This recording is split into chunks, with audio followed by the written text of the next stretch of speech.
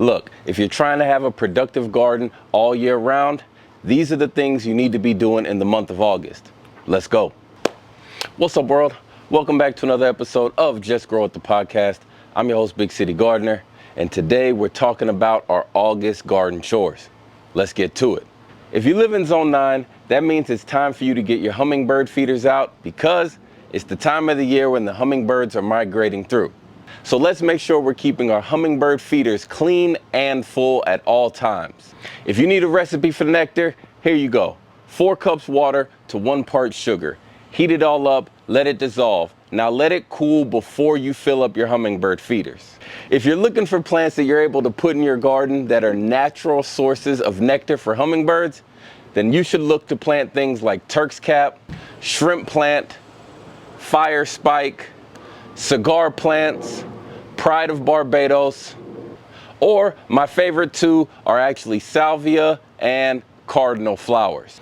By planting these in your garden, you will be providing a natural nectar source for the migrating hummingbirds. Next, it's time to plant our fall tomatoes. If you've got those out in the garden, what you want to do is make sure to keep them shaded during the hottest parts of the day. Also, fall gardening is right around the corner, so it's time to start prepping our garden beds. If you're wondering what seeds you can start this month, then you should check out the other episode where we talk about what to plant in the month of August. But just know that you can plant things like cucumbers, all of your Asian greens, calendulas, snapdragons, and alyssums. Now it's time to fertilize and mulch our gardens. Applying mulch to your garden bed helps regulate the soil temperature, keeping it cooler during these hot periods, as well as helping reduce the amount of weeds in our garden. Next, we need to be prepping for our fall garden. So that means a 2 to 4 inch layer of compost on top of all of our garden beds, and then on top of that, a layer of mulch. Remember, the goal here is to feed the soil. We need to revitalize the soil and help replenish all of the nutrients that were extracted during our spring and summer growing season. Always remember, healthy gardens and healthy plants start with healthy soil. Now, when it comes to watering our garden, we need to make sure that we are still watering our crops slowly and deeply. By watering for longer periods of time and less often, we are encouraging our plants to develop stronger, deeper root systems. We need to make sure that we're keeping an eye on the pests that are in our garden. One of the main pests that I see when the weather cools off are cabbage loopers and other caterpillars. So make sure you have your BT spray on hand and ready to go.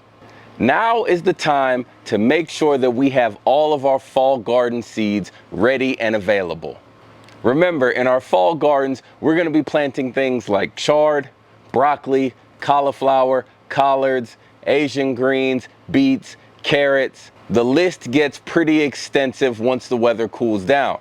So make sure that you're not waiting for the last moment to secure your seeds. Also, we need to make sure that we're deadheading our flowers in our garden. Things like our roses and even like this echinacea back here.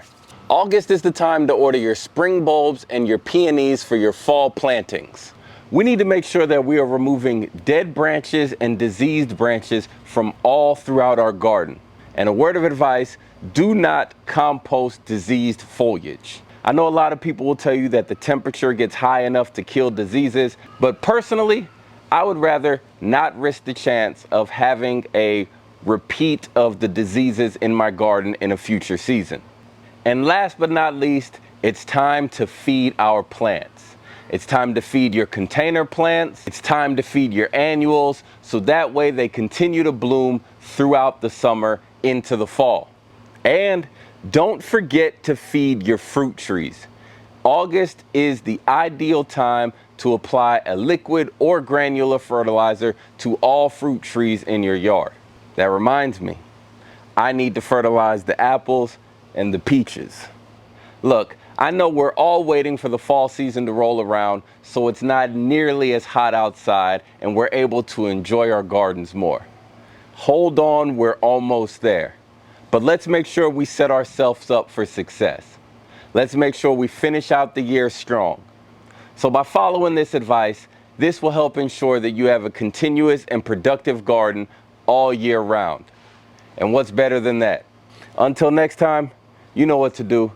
Get outside, get your hands in the dirt, and just grow it. And don't forget,